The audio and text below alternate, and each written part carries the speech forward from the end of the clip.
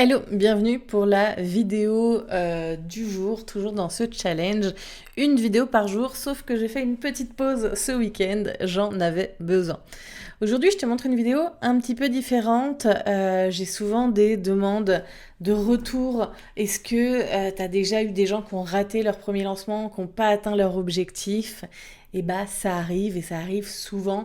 Ça arrive quand on a des grosses communautés ou quand on n'a pas du tout, parce que il y a des fois la pression prend le dessus, parce qu'il y a des fois notre communauté n'est pas prête à recevoir le produit et c'est ok parce que comme je l'ai déjà dit, un lancement, on joue pas sa vie, on peut s'améliorer et c'est l'objectif, c'est d'aller lancer, relancer et relancer encore.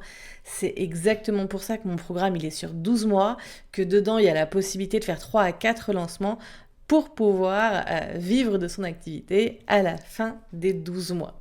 Je vais te présenter du coup Émilie que j'ai accompagnée, Émilie qui n'avait pas atteint son objectif lors de son premier lancement et qui pourtant aujourd'hui fait un beau chiffre d'affaires avec ses formations en ligne et ses formations ont même, la proportion de ventes qu'elle fait avec ses formations ont remplacé celle qu'elle faisait avec la prestation de service. Donc je te laisse regarder la vidéo tout de suite. Salut Émilie, merci beaucoup d'avoir accepté de faire cette petite interview. Est-ce que tu peux, pour commencer, te présenter brièvement, me dire qui tu es, ce que tu fais? Oui, merci Maëvan de m'avoir invitée, avec grand plaisir. Donc moi, c'est Émilie de Émilie Photographie Le Monde. Je suis photographe depuis bientôt 6 ans et depuis 1 an et demi, je suis également formatrice photo. J'accompagne les créatrices et marques artisanales à faire de belles photos produits, des photos produits donc, qui convertissent, qui donnent vraiment envie d'acheter et qui reflètent leur univers de marque grâce à mes formations. Super. Comment, alors, on fait cette interview parce que je t'ai accompagnée et tu nous as fait un super lancement. Donc, du coup, je vais te poser pas mal de questions sur tout ça. Comment déjà tu m'as découverte? Comment tu as découvert l'accompagnement que je faisais? Oui, je t'ai découvert via des connaissances respectives en fait, puis parce que j'avais déjà vu ton compte sur Instagram et tout ça, et en plus de ça, voilà, on avait des connaissances en commun qui m'ont chaudement recommandé tes services, et du coup, j'ai décidé de te faire confiance. Génial. Quels étaient tes principaux défis avant qu'on commence l'accompagnement? C'était quoi tes besoins? Qu'est-ce que tu vivais? À ce moment-là, moi, j'étais photographe, donc à peu près 100% de quasiment, enfin même oui, 100% de mon chiffre d'affaires découlait de la prestation de service. Et ma question, c'était comment je fais la transition de mon business model en vendant des programmes en ligne avec le temps, comment je dégage le temps déjà de créer mes programmes, comment je fais un lancement, aucune idée, comment je change ma cible aussi, puisque j'étais sur une cible plutôt de solopreneurs et d'entrepreneurs de manière générale, mais pas spécialement de créatrices et de marques artisanales. Donc voilà, en fait, par où je commence, qu'est-ce que je fais? Enfin, je veux dire, voilà, je savais. C'était un nouveau monde, en fait, un nouveau business model, une nouvelle façon de communiquer, une nouvelle façon de vendre. C'est pas les mêmes offres et j'avais besoin d'aide pour tout, quoi.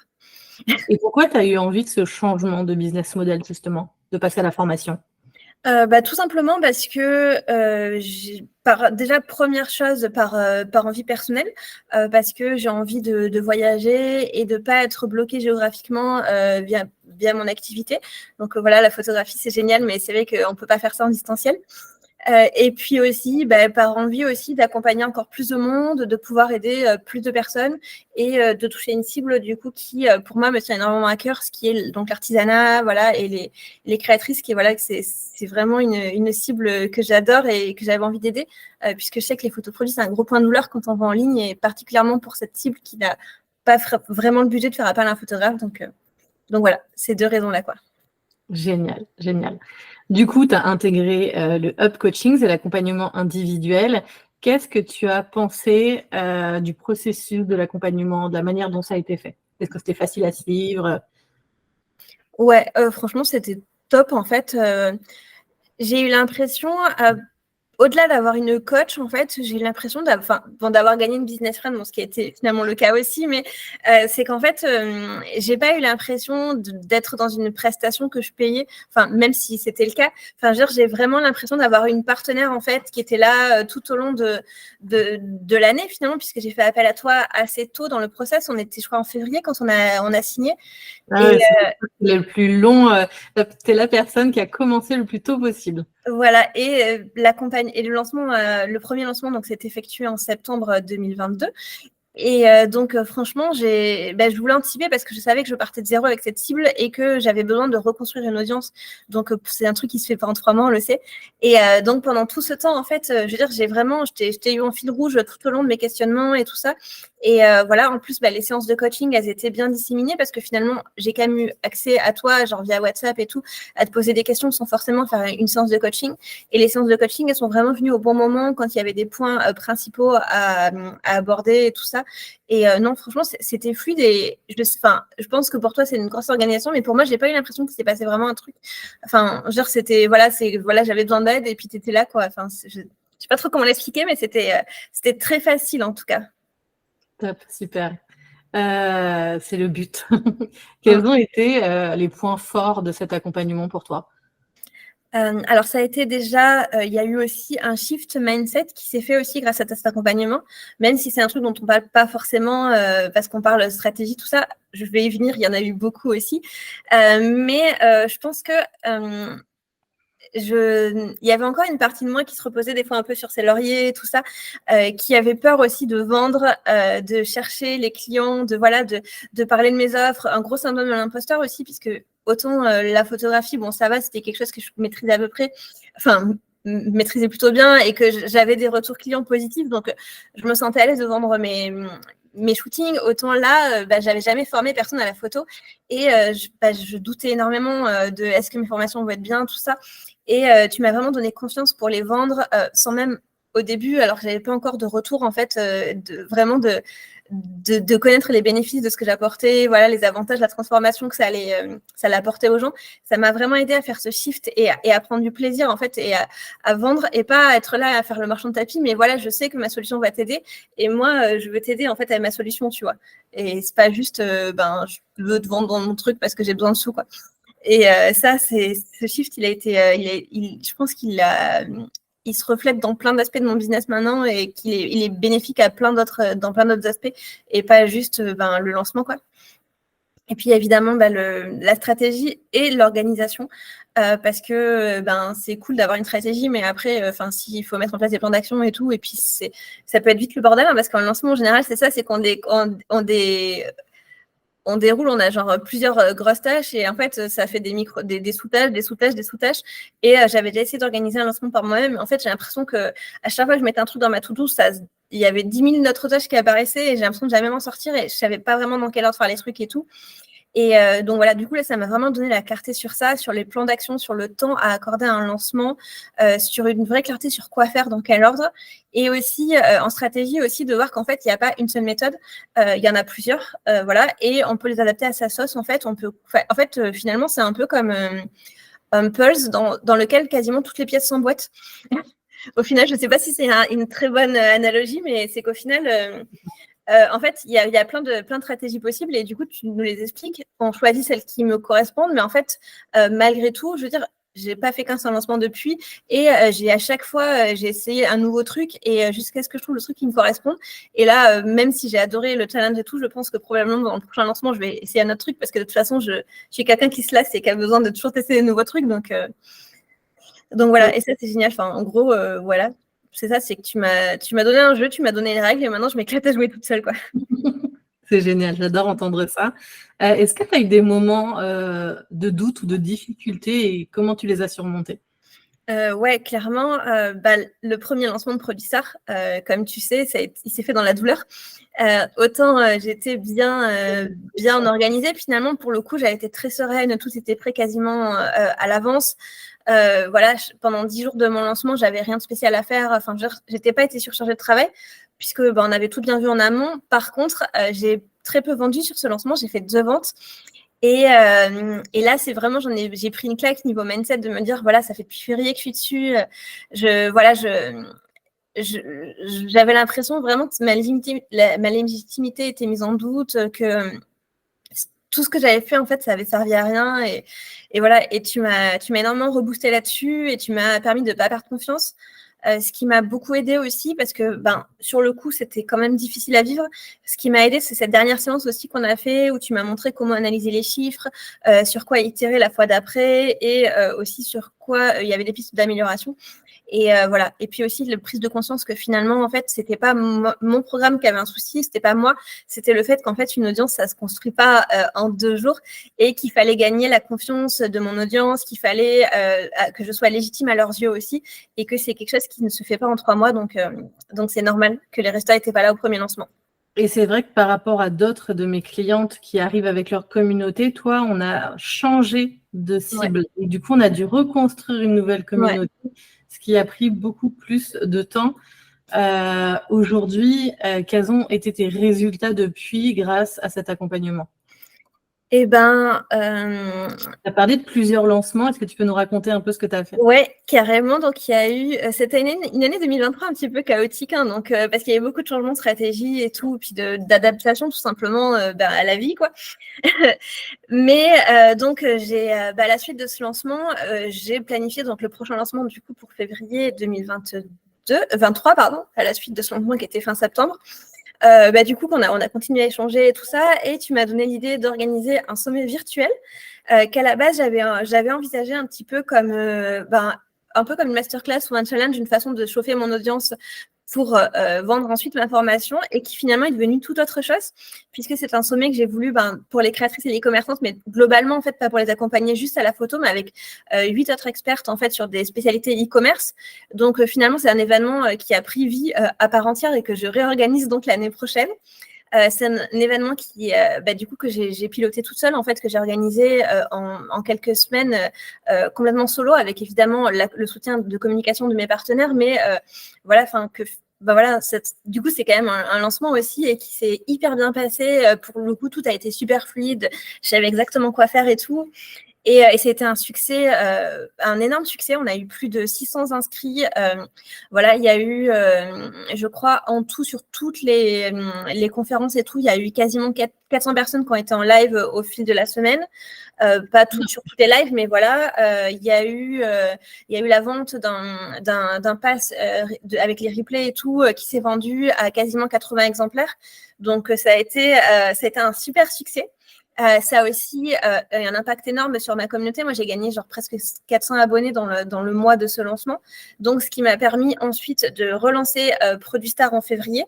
Et même si c'était, du coup, là, il y a une petite erreur stratégique, parce qu'effectivement, je venais de sortir de ce gros lancement, de vendre et tout, une audience qui était encore un peu jeune. Et là, je reviens 15 jours après en disant, voilà, salut, je lance Produit Star. Donc, ça a été encore un peu compliqué. J'étais fatiguée aussi parce que j'étais moins là-dedans. J'ai fait des séquences mail, j'ai fait des posts Insta, j'ai fait des lives, mais j'ai pas organisé de challenge, j'ai pas organisé de masterclass. Le cœur y était pas vraiment. Et donc, pareil, encore un petit lancement, mais ce coup-ci, j'ai fait donc 4 ventes, donc le double. Donc, certes, c'est pas énorme, mais à chaque fois, on double. Et notamment... 4 ventes après les 80 quand même du sommet. Oui, c'est ça, oui. Et sachant qu'en plus, sur ces 80, il y en avait 2 personnes qui m'ont découverte lors du sommet. Donc, c'est vrai que ça a été... je me dis que ça n'a pas été un truc que j'ai regretté d'avoir lancé. Voilà. Ensuite, j'ai tenté de mettre Produit Star en evergreen au mois d'avril, tout simplement parce que j'étais un petit peu encore fatiguée de ce lancement de février. J'avais l'impression que j'allais encore refaire la même chose et ça n'allait pas trop marcher. Enfin bref, du coup, j'étais sans conviction. Là, je me suis dit, là, j'ai eu le moment de doute sur le système des lancements. On ne va pas se mentir. Ça arrive. Hein. Des fois, on ne truste pas le process jusqu'au bout. Malgré tout, quand j'ai ouvert les portes, j'ai quand même fait, à ce moment-là, j'ai fait quand même, je crois, 10 ventes sur le coup. Donc, c'était pas non plus... même si les portes n'étaient pas vraiment fermées, là, il y a eu pas mal de gens qui se sont inscrits quand même directement. Et ensuite... on voit quand même l'évolution, tu vois, où tu fais 2 ventes le premier, 4 le deuxième, et là, tu réouvres pour faire de l'evergreen.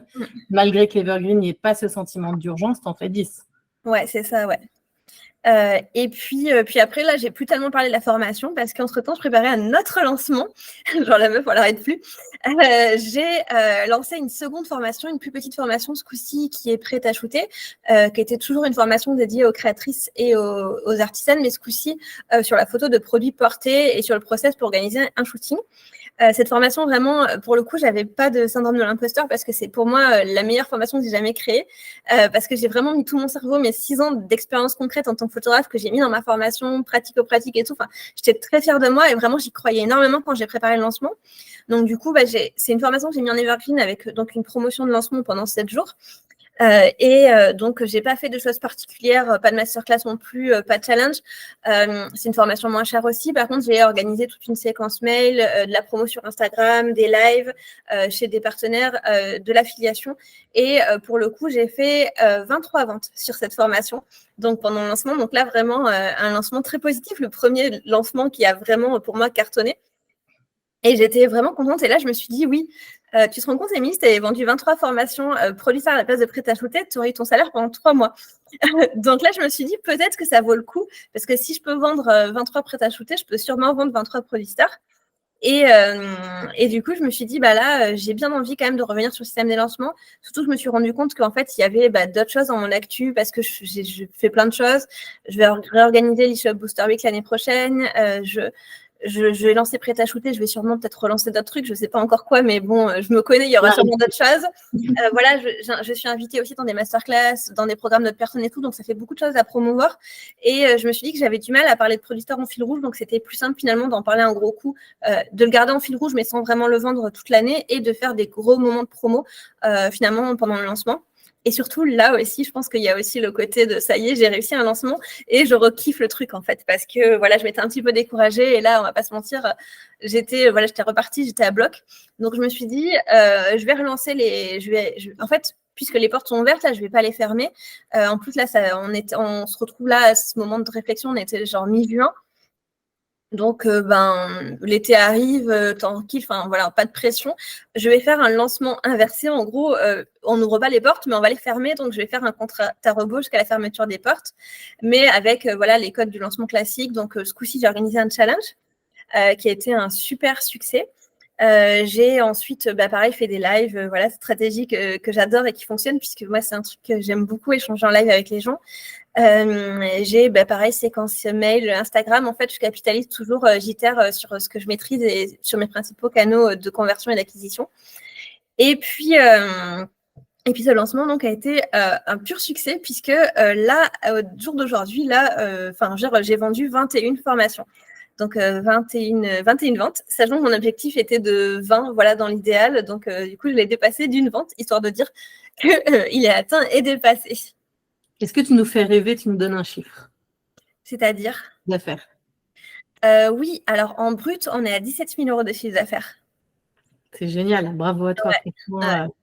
Ça fait quoi d'avoir une telle somme d'un seul coup qui arrive? Eh ben, ça fait que déjà, elle n'est pas tout à fait dessus, parce qu'il y a des paiements plusieurs fois, des choses comme ça, mais ça fait plaisir. On se sent plus serein aussi. Et voilà. Et sachant qu'en plus, j'ai aussi vendu 2 formations prêt-à-shooter dans le lot, puisqu'il y a des personnes qui se sont rendues compte que finalement, prêt-à-shooter était plus dispo pour eux. Donc, même si les portes n'étaient pas fermées, il y a quand même des gens qui ont saisi l'occasion pour acheter. Donc, c'était plutôt cool. Du coup, ça fait finalement 23 ventes en tout. Et du coup, ça me donne un nouvel élan, en fait, pour aller plus loin encore, déléguer des nouvelles choses. Et puis pouvoir itérer aussi, parce que là maintenant je sais que j'ai des programmes qui fonctionnent, des gens qui ont des bons résultats, et des gens qui sont satisfaits de mon accompagnement et de ce que je propose. Maintenant j'ai envie d'aller plus loin dans l'espace, un peu dans le customer care et dans l'espace communautaire, donc je pense que ça sera un grand projet de 2024, je pense, d'essayer d'accompagner encore plus les gens, et de ne pas faire juste des formations, des programmes en ligne qu'on regarde quand on veut, mais et tout seul dans son coin, quoi. D'avoir quelque chose de plus organisé. Chaotique, mais finalement, tu me fais 80 ventes lors de ton sommet. On fait une vingtaine après, je crois. Alors, tu m'as dit 4 ventes de ton produit, une vingtaine de prêt-à-shooter. Ouais, une vingtaine de produits stars. Ouais, c'est ça, ouais. C'est plus chaotique quand même. Là, pour donner une idée, en plus, alors j'ai fait un petit peu mes comptes du coup sur mon chiffre d'affaires de l'année 2022 et de 2023 à date, évidemment, à date de fin septembre. Et clairement, on a fait fois 90, quoi. Il faut 90%, plus 90% sur les ventes, parce que par rapport, j'avais vendu donc 2 produits stars. J'avais aussi fait un petit lancement d'un guide à 47 € en mai 2022. Donc, même si j'avais fait quelques ventes, voilà, c'est 47 € TTC, donc c'était quand même un chiffre d'affaires assez dérisoire. Et là, du coup, j'ai fait plus 90% sur 2023. Voilà, et sachant que ma prestation de service, elle a fait moins 50%, donc ce qui veut dire qu'un chiffre d'affaires est quand même en hausse, bien en hausse quand même. Et tu vends moins ton temps. Voilà, exactement, ouais, c'est sûr. Alors, par contre, je compte pas mes heures quand même, parce que voilà, j'ai plein de projets, je fais plein de choses, et puis voilà, j'essaie de vraiment construire une communauté aussi, pas que sur les formations, mais aussi déjà en termes sur Instagram, en termes de gratuit et tout, d'apporter de la valeur au max. Donc forcément, ça prend du temps. Mais en tout cas, je suis passionnée. Puis aussi, petit détail qui a son importance, c'est que je le fais à l'heure que je vais en pyjama devant mon ordi et je suis plus obligée d'aller me lever hyper tôt pour aller faire des shootings. Ça, c'est clair. Ouais. Tu dirais que comment cet accompagnement a impacté ton activité, ta vie professionnelle? Du coup, le chiffre d'affaires. Ouais, mais surtout parce que ça, le chiffre d'affaires, alors j'aurais pu le faire, je pense, avec la prestation de service, parce que j'ai déjà fait en 2021. Mais en 2021, j'ai frôlé le burn-out parce que j'ai changé mon temps contre de l'argent. Voilà, puis les shootings, voilà, ça se prépare, ça se fait, ça se retouche, ça se livre, enfin, ça s'organise. C'est beaucoup de travail, et ça se fait aussi de manière saisonnière, en fait. C'est un peu comme les lancements, finalement. Il y a des périodes, genre avec l'été, le printemps. Enfin, j'avais des moments où vraiment je bossais beaucoup.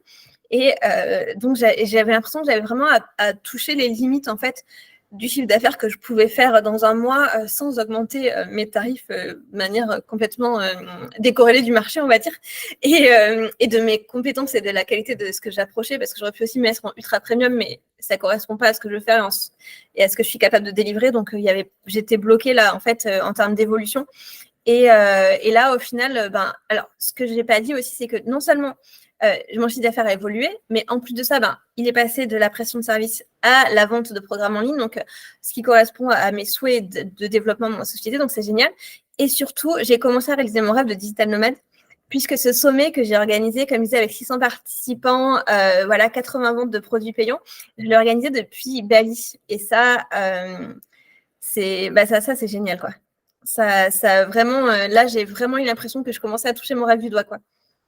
Trop bien, trop bien. Il y a une autre chose que tu n'as pas mentionnée et que je trouve qui est hyper important, c'est que je trouve que tu as gagné en autorité sur ton marché.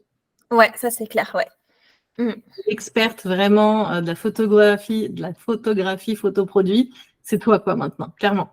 Ouais, enfin je sais pas, mais en tout cas oui, c'est sûr que j'ai énormément gagné en notoriété, en expertise aussi, même en audience déjà. Pour le coup, quand on a commencé, moi je sais que j'avais, je crois, un truc du genre 800 abonnés sur Instagram. La plupart en plus n'étaient pas spécialement des créatrices ni des marques artisanales, on n'était pas ma cible. Là maintenant, je suis à 2700 à date de l'interview, donc déjà en 1 an et demi, ça a été une belle évolution.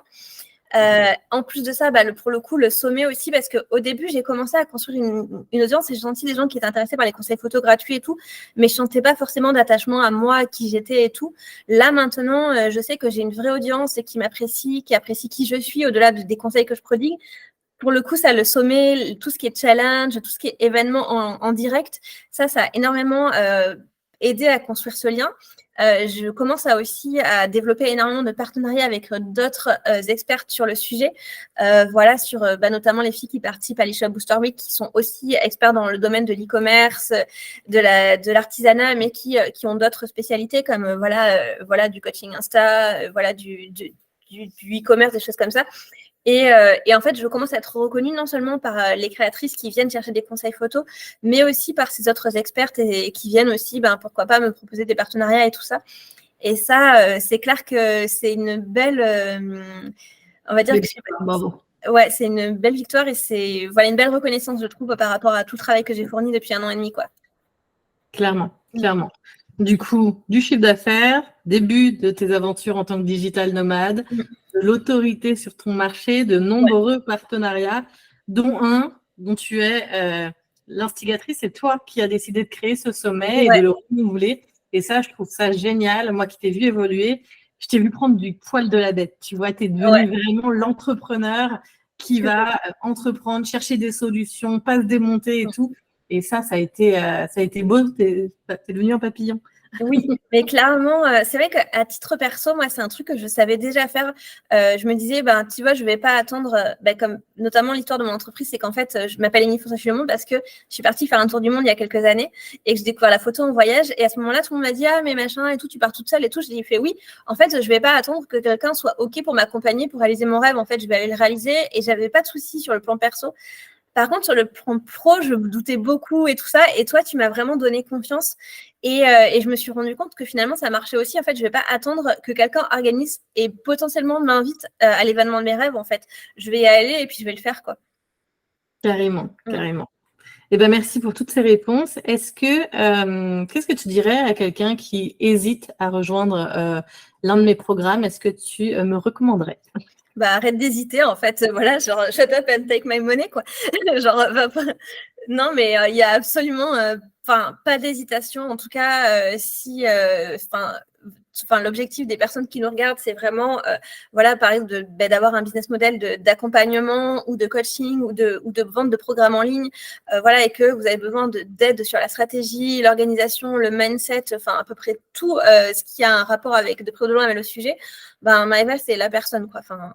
Et au-delà de ça, même si, je suis plus accompagnée à ce jour, je sais qu'on échange encore beaucoup. Tu m'as aussi beaucoup aidé sur plein d'autres trucs parce qu'il y en a eu d'autres déblocages depuis. Et franchement, j'ai un peu l'impression que j'ai payé une coach et j'ai gagné aussi une business friend et une partenaire pour longtemps, quoi. Clairement, tout à fait. Et puis au-delà de ça, quand vous rejoignez l'accompagnement individuel, vous avez accès à l'académie pendant 1 an.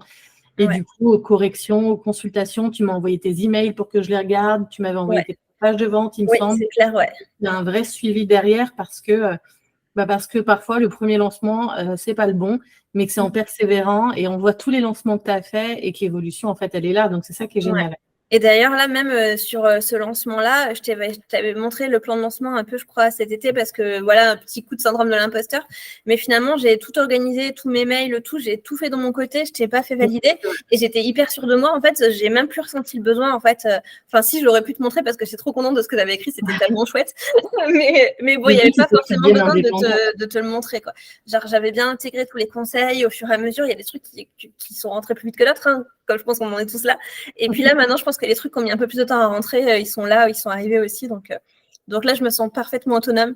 Juste envie d'échanger des fois parce que voilà, je pense qu'on est tous entrepreneurs. Dans l'entrepreneuriat, on a tous besoin aussi des moments de parler, d'avoir un œil extérieur et tout. Mais dans l'absolu, j'ai plus besoin de coaching, quoi. C'est génial.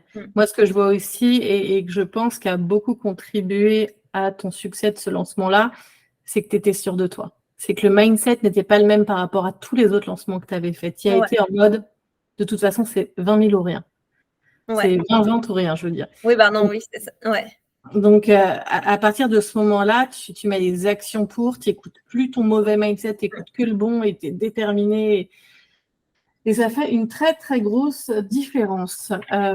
Oui, c'est vrai, parce que d'ailleurs, il y a eu pas mal de ventes qui se sont faites en last minute, hein, comme je pense à peu près tous les lancements. Le démarrage a été très long parce que finalement, moi, les portes ont été ouvertes depuis début septembre. Donc, quand j'ai commencé, j'ai fait le challenge et tout. Et quand j'ai commencé, voilà, c'est J-10 le compte à rebours. Et il n'y a personne qui a acheté ce jour-là. Et je me suis dit, mince, mais genre, je vais me planter ou quoi? Et après, je me suis dit non, c'est bon et tout. Franchement, de toute façon, 10 jours, c'est hyper long dans la vie des entrepreneurs et tout. C'est sûr qu'ils vont tous se pointer au dernier moment.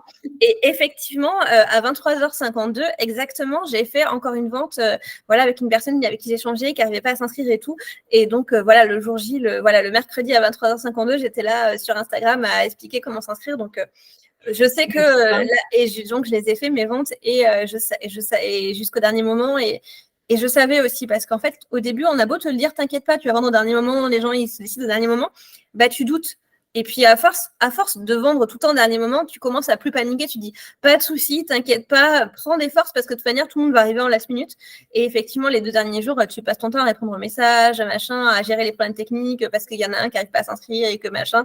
Et au final, on est beaucoup plus serein. En fait, je pense qu'il y a des choses en fait qu'on ne peut pas il y a des trucs sur lesquels on ne peut pas gagner de temps. Et ce genre d'expérience, ça peut pas. On a beau te le dire, je trouve qu'au final, cette sérénité, tu peux l'acquérir que, en fait, à force d'avoir fait des lancements où tu as traversé le désert et qu'après, tu as vendu en last minute. Et là, après, tu te dis, bon, et ça va, là, c'est bon. Enfin, c'est comme, je veux dire, ça va revenir. C'est un peu comme en prestation de service. Moi, tout le temps, les premières années, en août, il ne se passait rien et je revenais en septembre en panique. Et finalement, en septembre, tout le monde jouait ses devis. Et puis, bon, là, au bout de 6 ans, je me dis, de toute manière, on s'en fout en août. Tout le monde va venir en septembre. Enfin, ça me stresse même plus, quoi. Et là, je pense que les lancements, c'est pareil, quoi. Mais c'est hyper intéressant ce que tu dis parce que beaucoup, en fait, plantent leur lancement parce que quand, on va dire à J-5, il n'y a pas de vente, tu abandonnes. Tu abandonnes, tu lâches l'affaire, tu n'as plus le mindset, tu ne mets plus les actions en place. Et en fait, là, toi, tu n'as pas abandonné, tu n'as rien lâché. Tu t'es dit, de toute façon, ça vendra le dernier jour. Tu y as cru fort. Et c'est ce qui s'est passé. Et effectivement, la plupart du temps, tu as presque 50% des ventes qui se font le dernier jour. Mais ouais, il ne faut pas craquer. Faut pas craquer. Là, pour Producer, je ne me rappelle plus exactement, mais je sais que pour Prêt-à-Shooter, comme tu dis, j'ai fait 23 ventes. Il y en a eu 8 le dernier jour quand même. Et je crois qu'il y en a eu 5 ou 6 l'avant-dernier jour aussi. Donc, vraiment, pareil, ça a été encore 7 jours de traverser le désert. Mais là, je n'étais pas. De manière, maintenant, je me dis, je me détache un peu du résultat déjà aussi, ça aide. Et de deux, j'y crois. Et dans tous les cas, je me dis, en fait, si demain, je vais faire le panier et que je me dis, je n'ai pas tout donné pour faire ces ventes, pour aller chercher, qu'elles soient venues ou pas, je vais m'en vouloir. Et là, maintenant, je sais qu'en fait, je donne tout. Et que si je ferme le panier et que je n'ai pas atteint mon objectif, en tout cas, je sais que moi, j'aurais fait tout pour. Et ça, c'est important, quoi. C'est hyper intéressant. Est-ce que tu aurais un conseil à donner justement à ces entrepreneurs qui veulent faire de la formation, qui ont ou peur de se lancer ou qui ont fait un premier lancement et qui se sont ratés justement et qui ont peur de recommencer? Déjà, c'est normal en fait. Je crois que les personnes qui réussissent leur premier lancement, soit c'est des gens qui ont un coup de chance incroyable, soit c'est des gens qui avaient déjà, qui vendaient déjà des trucs, je sais pas, mais il y avait déjà une communauté, quoi. Qui avait déjà une communauté dans la prestation, dans des trucs qui étaient très similaires ou comme ça. Mais je veux dire, et même en plus, d'ailleurs, j'en ai vu aussi, même on envoie sur Instagram des bilans de lancement et tout. On a vu des personnes avec une super communauté et tout, qui font leur premier lancement et qui se plantent. Hein. Je veux dire, donc ça fait pas tout la communauté. Et honnêtement, je pense que c'est normal en fait, parce que les gens, il faut qu'ils s'habituent, puis surtout quand c'est le premier, parce que moi maintenant, au bout d'un an, tout le monde sait combien coûte Producer. Le premier lancement, du coup, justement, j'avais jamais annoncé le tarif, et là j'arrive, je dis dans 10 jours, voilà, finalement le truc coûte 600 balles. Voilà, peut-être les gens, ils étaient prêts à acheter, et en fait, ils se sont dit, ah ouais, mince, je pensais que ça en coûterait que 200, et du coup, ils n'ont pas acheté. Là, maintenant, ça fait 1 an qu'ils savent que ça coûte ce prix-là, et ils se sont mis dans la tête que s'ils voulaient la formation, c'était à ce prix-là, et puis ils n'avaient pas le choix.